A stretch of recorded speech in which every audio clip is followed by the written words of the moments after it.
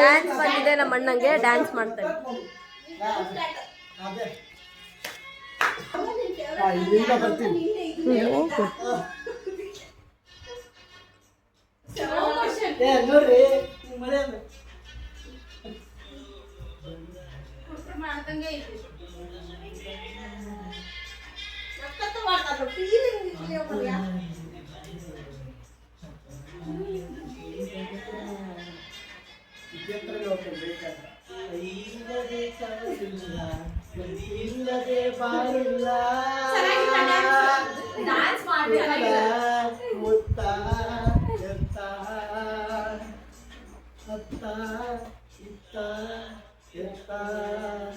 ಜಾನುಗೆ bro, ಜಾನುದ್ ನೀ ತಗೊಂಡಿಸ್ಕೊಂಡು ಹೋದು. ರೋಹಿತ್ ವಿಷಯ ಇದ್ರೆ ಹೇಳು ಒಂದು, ಅದೇ ಇಲ್ಲಾಂದ್ರೆ ಯಾವ್ದಾರ ಒಂದು ಖುಷಿ ವಿಷಯ ನಾನು ಮುಚ್ಚಿಟ್ಟಿದ್ರೆ ಅದನ್ನೇ ಹೇಳ್ಬೋದು. ಅಂದ್ರೆ ನಾನು ಏನು ವಿಷಯ ಮುಚ್ಚಿಟ್ಟಿಲ್ಲ, ಅದು ಖುಷಿಯಿಂದ ಹೇಳ್ತೀನಿ, ಬೇಜಾರಿಂದ ಹೇಳಿರ್ತೀನಿ. ಹೇಳ್ತೀನಿ ಅಂದ್ರೆ ಇದನ್ನ ಪಪ್ಪ ಅಮ್ಮನ ಹತ್ರ ಸ್ವಲ್ಪ ಸೀಕ್ರೆಟ್ ತರ ಮಾಡಿದ್ದೆ. ಅಂದ್ರೆ ನಾನು ಒಬ್ಳು ಥಿಂಕ್ ಮಾಡಿದ್ದೆ ಅದನ್ನ. ಏನಂದ್ರೆ ನನ್ನ ಕಾಲೇಜ್ ಸೇರೋ ಟೈಮ್ನಾಗ ಎಲ್ಲರೂ ಹೇಳ್ತಿದ್ರು ಆ ಕೋರ್ಸ್ ಮಾಡಿ, ಈ ಕೋರ್ಸ್ ಮಾಡು, ಅದು ಮಾಡಿದ್ರೆ ಚೆನ್ನಾಗಿದ್ದು, ಇದು ಮಾಡಿದ್ರೆ ಅನ್ನೋದು. ಆಕ್ಚುಲಿ ನಾನು ಮಾಡಿದ ಫಸ್ಟ್ ತಪ್ಪು ಅಲ್ಲಿ ತುಮಕೂರಿಂದ ಬಿಟ್ಟು ಬಂದಿದ್ದು, ಅಲ್ಲಿಂದ ಬಂದು ನಾನು ಮಾರ್ಕ್ಸ್ ಕಡಿಮೆ ಆಗಿದ್ದು, ಏನೇನೋ ನಾನು ಮಾಡಿದ ನನ್ನ ಕೈಯಾಗೆ ನಾನು ಮಿಸ್ಟೇಕ್ ಮಾಡಾಗ್ಬಿಟ್ಟೆ. ಅದಾದ್ಮೇಲೆ ಮತ್ತೆ ಇವಾಗ ಕೋರ್ಸಿಂದೆಲ್ಲ ವಿಷಯ ಬಂದಾಗ ನಾನೇ ಒಬ್ಬೊಬ್ಬಳೆ ಕಾಲೇಜಿಗೆ ಓಡಾಡಿ ನೋಡ್ತಿದ್ನಲ್ಲ, ಅವಾಗ ಫುಲ್ ಅಂದ್ರೆ ನನಗೊಂಥರ ಭಯ ಸ್ಟಾರ್ಟ್ ಆಗ್ಬಿಡ್ತು. ಯಾಕಂದ್ರೆ ಫೀಸ್ ಕೇಳ್ಬಿಟ್ರೆ ಯಪ್ಪ ನನಗೆ ಒಂದ್ಸರಿ ತಲೆ ತಿರುಗ್ದಂಗೆ ಹೋಗ್ಬಿಡ್ತು. ಆಮೇಲೆ ನಿನ್ಗೆ ಏನು ಓದಕ್ಕೆ ಇಷ್ಟಪಡುತ್ತೆ ಅದನ್ನ ಓದು, ಫೀಸ್ ಬಗ್ಗೆ ಯೋಚನೆ ಮಾಡೋಣ ಅಂತ ಎಲ್ಲ ಹೇಳ್ತಿದ್ರಲ್ಲ. ಸಮ್ಟೈಮ್ಸ್ ಲಿಟಲ್ ಬಿಟ್ನಾಗ ನಾನು ಫೀಸ್ ಬಗ್ಗೆ ಯೋಚನೆ ಮಾಡೀನಿ, ಅದನ್ನ ಅವ್ರ ಹತ್ರ ಹೇಳಿಲ್ಲ. ಅಂದ್ರೂ ಕೆಲವೊಂದ್ಸರಿ ನೀನ್ ಏನೇ ಓದ್ಬೇಕಂತ ಇದ್ರು ಓದು, ನನ್ನ ಫೀಸ್ ಬಗ್ಗೆ ಏನು ತಲೆ ಕೆಡ್ಸ್ಕೊಬೇಡ ಅಂತ ಹೇಳಿದ್ರೆ ತುಂಬಾ ಜನ ಇದ್ದಾರೆ. ಆದ್ರೆ ನಾನು ಒಂದು 100% ಅಲ್ಲ 40% ಫೀಸಿನ ಬಗ್ಗೆ ಯೋಚನೆ ಮಾಡಿದೆ.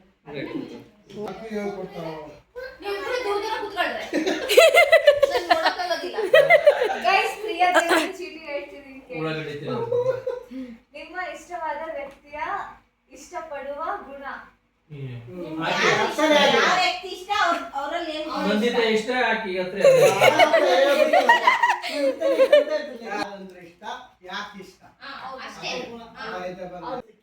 ನಂಗೆ ಅತ್ತಿ ಇಷ್ಟ.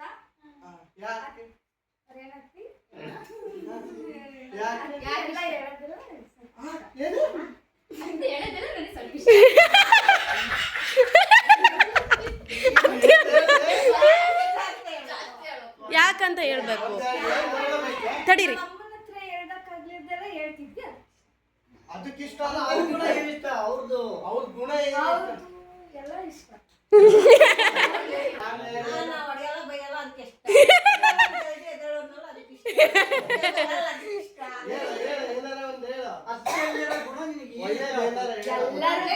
ಅದೇ ಏನು ಒಳ್ಳೇದು ಹೇಳ್ತೈತಿ, ಏನು ಸುಳ್ಳು ಅದೇನೆಲ್ಲ ಕರೆಕ್ಟಾಗಿ ಹೇಳ್ತೈತಿ.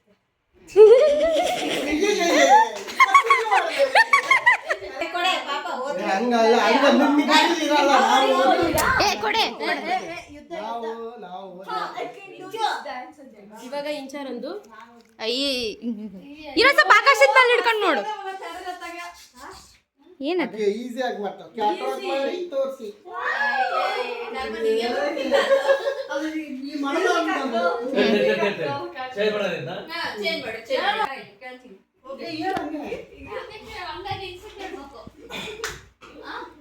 ನಿಂಗೆ ಕಾಲೇಜ್ ಈಗ ಹೋಗಿದ್ಯಲ್ಲ, ಬೇಜಾರಿಂದ ಅಲ್ಲಿದೆಯೋ ಇಲ್ಲ ಅಪ್ಪ ಅಮ್ಮ ಹೇಳ್ತಿದಾರೆ ಅವರಿಗೋಸ್ಕರನೋ, ಇಲ್ಲ ನಾನು ಡಾಕ್ಟರ್ ಆಗ್ಬೇಕು ಅದರಿಂದ ನಾನು ಕಷ್ಟಪಡ್ತೀನಿ ಅಂತ ಹೇಳಿ ಇದೆಯಾ? ನಿಜ ಹೇಳ್ಬೇಕಾ? ನನಗೆ ಸ್ಟಾರ್ಟಿಂಗ್ 1 ವಾರ ಹೋದಾಗ ಏನ್ ಅನ್ಸಿತ್ತು ಅಂತಂದ್ರೆ, ಶಿವ್ ನನ್ ನಿಜ ಹಾಸ್ಟೆಲ್ ಇರಂಗ್ ಆಗ್ತಿಲ್ಲ, ಪಾಪ ಮಮ್ಮಿ ಬೇಜಾರಾಕತಿ, ನಾನು ಇವಾಗ ವಾಪಸ್ ಹೋದ್ರೆ ಎಷ್ಟೇ ಕಷ್ಟ ಆದ್ರೂ ಇಲ್ಲಿ ಇರ್ಬೇಕು ಅಂತ ಸ್ಟಾರ್ಟಿಂಗ್ ವಾರ ಅದೇ ಮೈಂಡ್ ನಲ್ಲಿತ್ತು. ಓದೋದು ಜಾಸ್ತಿ ತಲೆಯಲ್ಲಿ ಬರ್ತಿರ್ಲಿಲ್ಲ, ಪಾಪ ಮಮ್ಮಿ ನೆನಪಾಗೋದು. ಆಮೇಲೆ ನಾನು ಕಾಲೇಜ್ನಲ್ಲಿ ಇವಾಗ ಬಿಟ್ಟು ಬಂದ್ರೆ ಜಾನಗೆ ಹೆಂಗ್ ಬೈತಾರೆ ನನಗೂ ಹಂಗೆ ಬೈತಾರೆ ಅಂತ ಬರೀ ಇದ್ದೇ ಥರ ನೋಡ್ತಿತ್ತು 1ನೇ ವಾರ. ಬಟ್ 2ನೇ ವಾರ ಫ್ರೆಂಡ್ಸ್ ಮಾಡ್ಕೋಬೇಕು, ಇಲ್ಲ ಜೀವನ ಜೀವಿಸ್ಬೇಕು, ನಾನು ಎಲ್ಲರ ಥರ ನಾನು ಫ್ರೆಂಡ್ಲಿ ಆಗಿರ್ಬೇಕು, ಇಲ್ಲಿ ಈ ಲೈಫ್ನ ಎಕ್ಸ್ಪೀರಿಯನ್ಸ್ ಮಾಡಬೇಕು, ಈ ಲೈಫ್ನ ಬಿಟ್ಟರೆ ಮತ್ತೆ ನಂಗೆ ಯಾವಾಗೂ ಸಿಗಲ್ಲ ಅಂತ 2ನೇ ವಾರ. ಅವಾಗ ಓದೋದೆಲ್ಲ ಬರಲಿಲ್ಲ. 3rd ವಾರ ಅಂತ ಫುಲ್ ಸೀರಿಯಸ್. ಅಂದರೆ ನಾನು ಯಾವಾಗ ಅಡ್ಜಸ್ಟ್ ಆಗ್ತಂತ ಬಂದೆ, ಡೇ ಬೈ ಡೇ ಓದಬೇಕು, ಇಪ್ಪಟ್ಟಿಂದನೆಲ್ಲ ಸ್ಟಾರ್ಟ್ ಮಾಡಬೇಕು, ಹೊಂದ್ಕೊಂಡಿದ್ದೀನಿ, ಇನ್ನೇನು ಬೇಕು ಓದ್ಬೇಕು ಇಪ್ಪಟ್ಟಿಂದ ಓದೋದ ಕಾನ್ಸಂಟ್ರೇಟ್ ಮಾಡ್ಬೇಕಂತ ಥರ್ಡ್ ವೀಕಿಂದ ಜಾಸ್ತಿ ಇಂಟ್ರೆಸ್ಟ್ ಆಯ್ತು ನನಗೆ. ಈಗ ಡಾಕ್ಟರ್ ಓದ್ಬೇಕು ಅಂತ ನಿನ್ ಇಷ್ಟ ಆಯ್ತಾ ಇವ್ರು ಒತ್ತಾಯ ನೀನು ಓದ್ತಿಲ್ಲ? ಇಲ್ಲ ನನಗೂ ಇಷ್ಟ ಡಾಕ್ಟರ್ ಆಗೋದು. ಒತ್ತಾಯದಿಂದ ನಾನು ಯಾವತ್ತೂ ಯಾವ ಕೆಲಸನೂ ಮಾಡೋದೇ ಇಲ್ಲ. ಇವಾಗ ಫಾರ್ ಎಕ್ಸಾಂಪಲ್ ಮಮ್ಮಿ ಚಾ ಮಾಡೋದ್ರೆ ಮಾಡಲ್ಲೋಗಮ್ಮ ಅಂತ ಅಂತೀನಿ, ನನಗೆ ಇಷ್ಟ ಆಗಿಲ್ಲ ಅಂತ ಅಂದ್ರೆ ಒತ್ತಾಯದಿಂದ ಏನು ಮಾಡಿಲ್ಲ.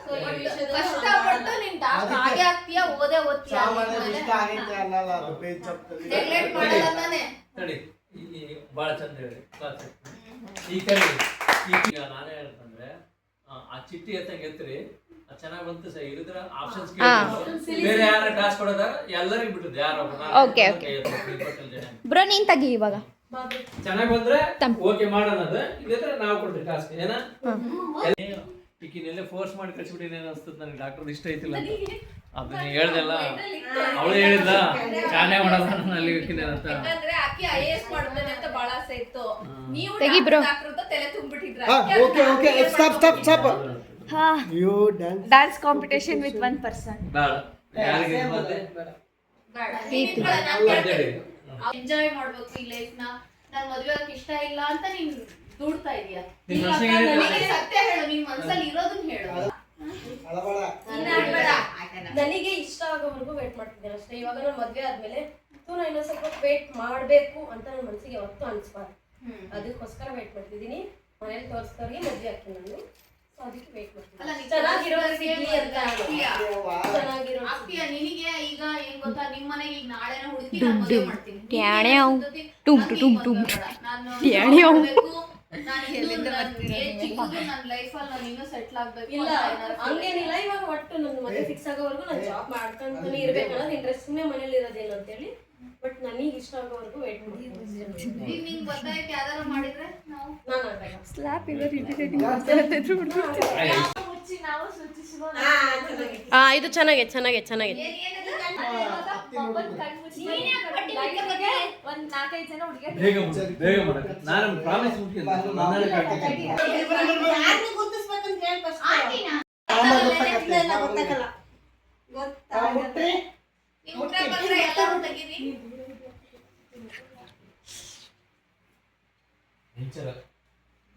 ಹೌದು. ನೆಕ್ಸ್ಟ್ ಅಂದ್ರೆ ಹೆಸರು ಗುರ್ತಿಸ್ಬೇಡ, ಮಮ್ಮಿನ ಗುರ್ತಿಸ್. ಇಲ್ಲ ಹೌದಲ್ಲ ಅಂತ ಹೇಳ್ಬೋದು ನೀವು. ಕರೆಕ್ಟ್ ಹೇಳ್ಬೇಕು ಹೆಸರು ಅವ್ರದ್ದು. ಹೌದು. ಅಲ್ಲಲ್ಲ ರೇಣುಕಾ ಹೌದು. ಇದು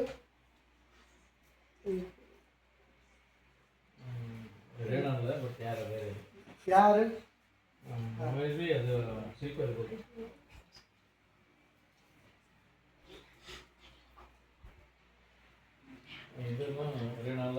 ಅಲ್ಲ ಬರ್ರಿ ಈ ಯಾರು ಮತ್ತೆ ನೆಕ್ಸ್ಟ್ ಬರ್ರಿ.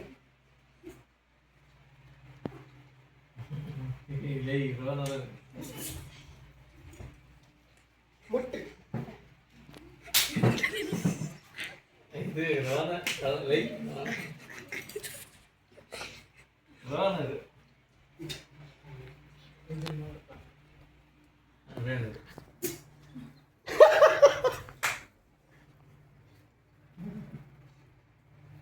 இது ரேணு ஆகிட்டಲ್ಲ இது ரேணு ರಾಂಗ್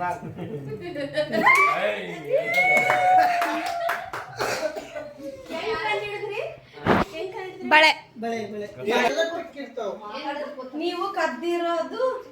ನೀವು ಕದ್ದಿದ್ದೀರಾ? ಅದು ಏನು ಕದ್ದಿದ್ದೀರಾ? ಏನದು? ಏನ್ ಕದ್ದಿರಿ, ಯಾವಾಗ ಕದ್ದಿರಿ, ಎಷ್ಟು ಕದ್ದಿರಿ?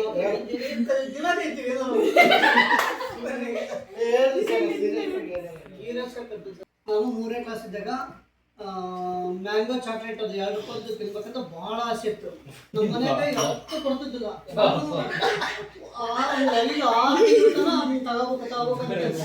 ತಗೋಬೇಕಂತಂದೇಳಿ ಬಹಳ ಆಸೆ ಇಟ್ಕೊಂಡಿದ್ದೆ.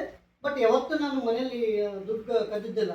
ಅವತ್ತು ತಿನ್ಲೇಬೇಕಂತ ಆಸೆ ಇತ್ತು. ನಾವು ಉಪ್ಪರದ ಜಾಬಲ್ಲಿ 2 ರೂಪಾಯಿ ತಗೊಂಡೋಗಿ ಅದು ಚಾಕ್ಲೇಟ್ ತಗೊಂಡು ತಿಂತೆ. ಅದು ನಾನು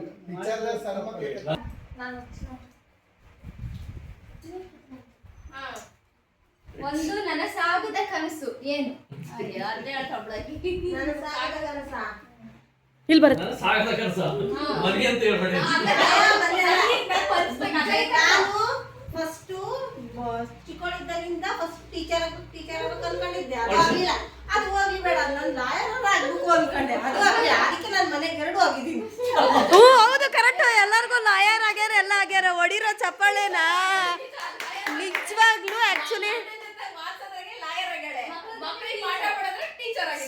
ಎಲ್ಲರಿಗೂ ಪಾಠ ಹೇಳೋದ್ರಾಗೆ ಲಾಯರ್ ಆಗ್ಯಾರ ಟೀಚರ್ ಆಗ್ಯಾರ. ಇದರಿಂದ ಏನೊಂದು ಅರ್ಥ ಆಗ್ ಗೊತ್ತಾ, ನಾವ್ ಆಗಿಲ್ಲ ಅಂತಂದ್ರೆ ಅನ್ಕೋಬಾರ್ದು, ಅಲ್ಲಷ್ಟು ನಾವಲ್ಲ ಇಲ್ಲೇ ಆಗಿರ್ತೀವಿ. ವ್ಯಕ್ತಿಯಿಂದ ಆದ ಬೇಜಾರಿನ ವಿಷಯ ಏನು ಮತ್ತೆ ಯಾರಿಂದ ಆಗೈತಿ? ಫೇವರೆಟ್ ಅಂತ ಏನು ಮತ್ತೆ ಯಾರಂದ್ರೆ ನನಗೆ ವಿಚಾರದಿಂದಲೇ ಬೇಜಾರಾಗಿತ್ತು. ಅಕ್ಕಿ ಇಷ್ಟ ನಿನಗೆ, ಅಕ್ಕಿಯಿಂದಲೇ ಬೇಜಾರಾಗಿತ್ತು. ಮದ್ವೆ ಆಗಿತ್ತಲ್ಲ, ಅದಾದ್ಮೇಲೆ ನನ್ನ ಜೊತೆಗೆ ಮಾತಾಡ್ಬೇಕಂತ ಟ್ರೈ ಮಾಡಿದ್ದಾಳೆ. ಬಟ್ ಇಲ್ಲಿ ರೂಮಲ್ಲಿ ಇರ್ತಿದ್ದಲ್ಲ, ಆ ಥರ ಅವಳು ಟ್ರೈ ಮಾಡಲಿಲ್ಲ, ಅದಕ್ಕೆ ಬೇಜಾರು. ಮಿಮಿಕ್ರಿ ಬಂದಿದೆ ಇನ್ಚಾರಂಗ್ ಇವಾಗ. ನಾನು ಫಸ್ಟ್ ಫೋನ್ ಮಾಡ್ತಾಳೆ ಮಿಮಿಕ್ರಿ ಎಕ್ಸೈಟ್ಮೆಂಟ್ ಇಂದ ಹೇಳ್ಬೇಕು, ಓಕೆನಾ? ನಾನು ಎಲ್ಲಿ ಪಾಪ ಅದೇ ಅದು ಗೊಂಬಿಟ್ಬಿಟ್ಟಾರೆ, ಬೆದರಿಕತಿ, ನಾನು ಬಂದ್ಬಿಡ್ತೀನಿ, ನಂಗೆ ಇರಕ್ಕಾಗಲ್ಲ. ಇಂಜನ ನೀನು ತುಂಬಾ ಸ್ಟ್ರಾಂಗ್ ಇಂಜಮ್ಮ, ಎಲ್ಲರ ತರ ಇಲ್ಲ ನೀನು. ಇಂಜಮ್ಮ ನೀನು ತುಂಬಾ ಸ್ಟ್ರಾಂಗ್ ಇದೆಯಾ. ನಾನು ಇಂಜನ ನಾನು ಹಾಕಿನಿ. ಹೇಳಮ್ಮ ನೀನು. ಪಾಪ ನಮ್ದು ರೂಮಲ್ಲಿ ಎಲ್ರಿಗೂ ಶೀತ ಕೆಮ್ಮು ಆಗ್ಬಿಟ್ಟಿತ್ತು ಪಾಪ. ಶೀತ ಕೆಮ್ಮು ಕಾಮನ್, ಅದಕ್ಕೆ ತಲೆ ಕೆಡಿಸ್ಕೊಬಿಡಿ ಇಂಜಮ್ಮ ನೀನು. ನೆಕ್ಸ್ಟ್ ಪಾಪ ಊಟ ಚೆನ್ನಾಗಿಲ್ಲ ಪಾಪ. ನಮ್ ಕಾಲದಲ್ಲಿ ಊಟ ಹೆಂಗಿತ್ತು ಗೊತ್ತಾ ಇಂಚಮ್ಮ? ಅವಲಕ್ಕಿ ಹಿಂಗ್ ಉದುರಿಸಿದ್ರೆ ಕಲ್ ತರ ಉದುರ್ತಿತ್ತು, ಸಾಂಬಾರ್ ನೀರ್ ತರ ಹರಿತಿತ್ತು, ಹಿಂಗ್ ತಿಂತಿದ್ವಿ. ಮುದ್ದೆನ ನೀರ್ ಅಂಟ್ಕೊಂತಾನೆ ಹಿಂಗ್ ಮಚ್ಕೊಂಡ್ ನೆಕ್ತಿದ್ವಿ. ಪಾಪ ನನಗೆ ನಾಳೆ ಮನೆಗೆ ಬರ್ತೀನಿ ಅಂತ ಫುಲ್ ಎಕ್ಸೈಟ್ಮೆಂಟ್ ಆಗಿತ್ತು ಪಾಪ. ನಾಳೆ ಯಾವಾಗತ್ತಾಯ್ತು ಅಂತ ಕಾಯ್ತಾ ಇದೀನಿ. ಇಂಚಮ್ಮ ಇದೆಲ್ಲ ಶಾಶ್ವತ ಅಲ್ಲ, ನೀನ್ ಮತ್ತೆ ವಾಪಸ್ ಹೋಗ್ಬೇಕು, ಅದನ್ನು ನೆನ್ಪಿಟ್ಕೊಂಡ್ಬಿಡು. ಇವಾಗ ನೀನ್ ಬರ್ತೀಯ ಎಕ್ಸೈಟ್ಮೆಂಟ್ ನಲ್ಲಿ, ಮತ್ತೆ ನೀನ್ ಹೋಗ್ಬೇಕಾದ್ರೆ ಆ ಎಕ್ಸೈಟ್ಮೆಂಟ್ ಆಮೇಲೆ ನೀನ್ ಅಳ್ಕೊಂತ ಹೋಗ್ಬಾರ್ದು. ಇದೆಲ್ಲ ಶಾಶ್ವತ ಅಲ್ಲ. ನೆಕ್ಸ್ಟ್ ಪಾಪ ಏನ್ ಗೊತ್ತಾ ಪಾಪ, ರಾತ್ರಿ 2 ಗಂಟೆವರೆಗೂ ಮಸ್ತ್ ಮಜಾ ಮಾಡಿದ್ವಿ, ಬರ್ತಡೇ ಮಾಡಿದ್ವಿ, ಅದು ಮಾಡಿದ್ವಿ, ಇದು ಮಾಡಿದ್ವಿ. ಇಂಚಮ್ಮ ಬರ್ತಡೇ ಇದೆಲ್ಲ ಶಾಶ್ವತ ಅಲ್ಲ ಇಂಚಮ್ಮ, ಓದ್ಕೋಬೇಕು, ಎಂಜಾಯ್ ಮಾಡು, ಲೈಫ್ ನಲ್ಲಿ ಎಂಜಾಯ್ ಮಾಡು ಅಂತ ಹೇಳಲ್ಲ. ಅದ್ರ ಜೊತೆ ಓದೋದು ಬರೆಯೋದು ಎಲ್ಲ ಮಾಡ್ಬೇಕು ಇಂಚಮ್ಮ. ನಾಳೆ ಪ್ರೀತಿ ಇರ್ತಾಳೆ ಪಾಪ, ಪ್ರೀತಿ ಕಳ್ಸು ಪಾಪ ನಾಳೆ. ಪ್ರೀತಿ ಬಂದೇ ಬರ್ತಾಳೆ ಅಂತ ಅನ್ಕೋಬೇಡ, ಅವಳು ಬರ್ಲಂಗೂ ಇರ್ಬೋದು. ಪಾಪ ಮಾರ್ಕ್ಸ್ ಎಷ್ಟು ಓದಿದ್ರು ಕಮ್ಮಿ ಬರ್ತೈತೆ ಪಾಪ, ಯಾಕೋ ಲೈಫ್ ನಲ್ಲಿ ಎಷ್ಟು ಫೀಲ್ಡ್, ಎಷ್ಟು ಕೆರಿಯರ್ಸ್ ಇದಾವೆ. ಡಾಕ್ಟರ್ ಅಷ್ಟೇ ಇರಲ್ಲ ಸ್ಟ್ರೀಮ್, ಎಷ್ಟೊಂದು ಸ್ಟ್ರೀಮ್ಸ್ ಇರ್ತವೆ. ನಿನಗೆ ಮಾರ್ಕ್ಸಿಗೋಸ್ಕರ ಕಳ್ಸಿಲ್ಲ ಅಲ್ಲಿ ಹಾಸ್ಟೆಲ್ ಲೈಫ್ ನ ಲೀಡ್ ಮಾಡು, ಫ್ರೆಂಡ್ಸ್ ಜೊತೆ ಮಾತಾಡು, ಖುಷಿ ಪಡು. ನಿನ್ಗೆ ಆಗೋ ಅಷ್ಟೇ ನೀನ್ ಓದು, ನಿನ್ ಎಫರ್ಟ್ ಸಾಕು. ಮಾರ್ಕ್ಸ್ ಬಂದಕ್ಕ ಬಂತಲ್ಲ ಅದನ್ನೆಲ್ಲ ಚಿಂತಿಸ್ಬೇಡ. ನನ್ ಮಗಳು ನೀನು, ನಿನ್ಗೆ 108 ದಾರಿಗಳಿದಾವೆ. ನೀನು ಆಂಜನೇಯ ತರ, ನಿನ್ನೊಳಗೆ ಶಕ್ತಿ ಅಂತ ನಿನಗೆ ಗೊತ್ತಿಲ್ಲ. ಸಾಕಾದಾಗ ಮಾಡಿದ್ರು ಕೇಳ್ರಿ. ರೋಹನ್ ಕೇಳೋದು ನಾವು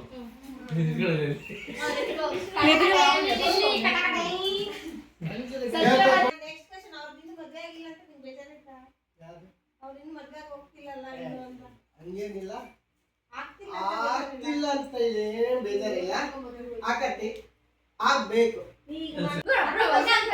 ನಾನು ಕೇಳ್ತು ಅಂದ್ರೆ ನೀನ್ ನಿಜ ಸೀರಿಯಸ್ ಆಗಿ ಹೇಳ್ಬೇಕು.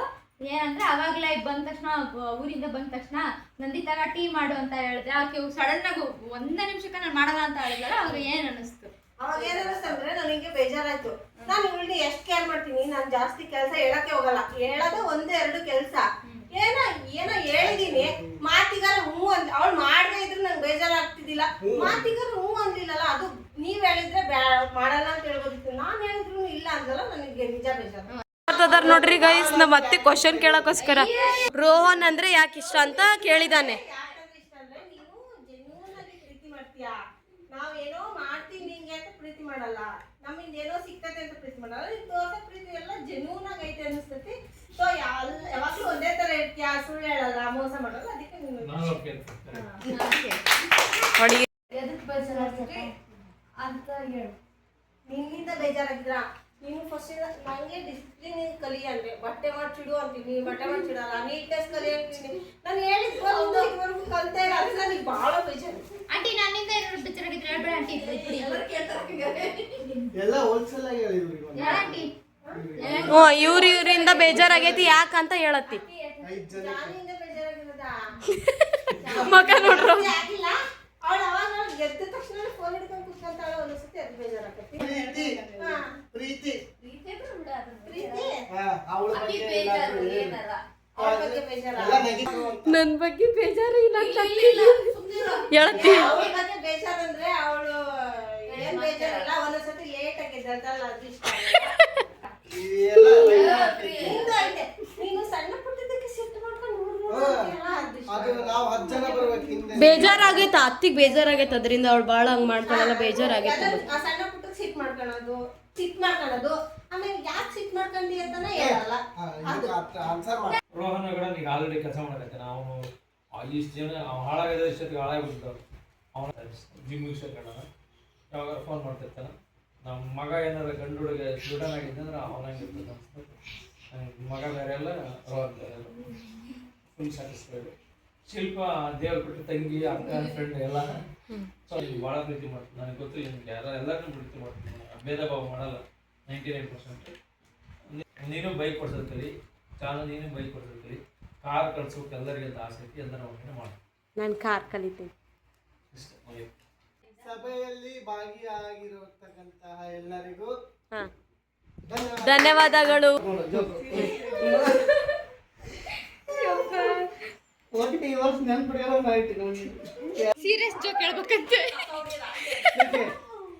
ಸೀರಿಯಸ್ ಜೋಕ್ ಸೀರಿಯಸ್ ಆಗಿ ಹೇಳ್ಬೇಕು ನೀನು. ಹಾಂ ಹೇಳ್ರಿ. ಅವಾಗ ನಿಮಗೆ ಜೋಕ್ ಅಂತ ಬಂದಲ್ಲ ಚೀಟಿ ಹೇಳಕ ಅವಾಗ ರೋಹನ್ ಅಮ್ಮ ಪ್ರೀತಿ ಸೀರಿಯಸ್ ಆಗಿರೋ ಜೋಕ್ ಹೇಳೋದು. ಸೀರಿಯಸ್ ಆಗಿರೋ ಜೋಕ ಯಾರು ಹೇಳ್ತಾರ? ಹೌದು, ಸೀರಿಯಸ್ ಆಗಿ ಹೇಳು ಅಂತ ನಂಗೆ ಆತ. ನನ್ನ ಹಾಡು ಹೆಂಗಿತ್ತು, ನನ್ನ ಜೋಕ್ ಹೆಂಗಿತ್ತು ಹಾಡು?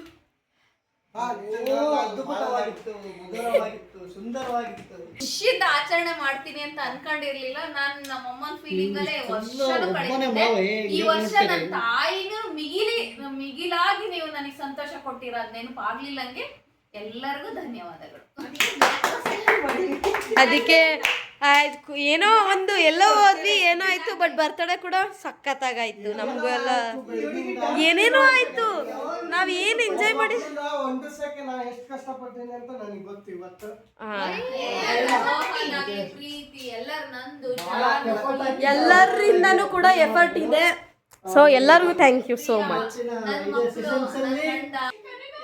ರೋಹನ್ ಅಂದ್ರೆ ಯಾವಾಗ ಇಷ್ಟ, ಈಗೆಲ್ಲ 2016 ಅವ್ನು ಯಾವಾಗ ನಮ್ಮ ಕಂಪ್ನಿ ಬಂದ ಅವಾಗಿದ್ದಾನೆ ಇಲ್ಲಿವರೆಗೂ ಇವತ್ತಿನವರೆಗೂ ಇಷ್ಟ ನನಗೆ ರೋಹನ್ ಅಂದ್ರೆ.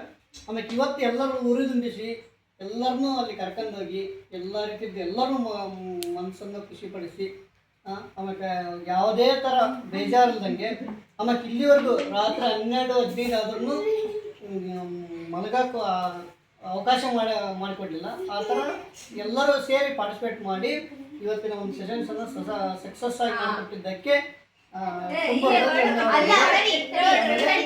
ನಾನು ಇಷ್ಟೊತ್ತಾಗ ಆಮೇಲೆ ಬಾಸಲ್ ಮುಡ್ಸ್ಕೊಂಡು ಬಾಸಲ್ ಕೂಡ ಮುಡ್ಸ್ಕೊಂಡು ಮಾವನಿಗೆ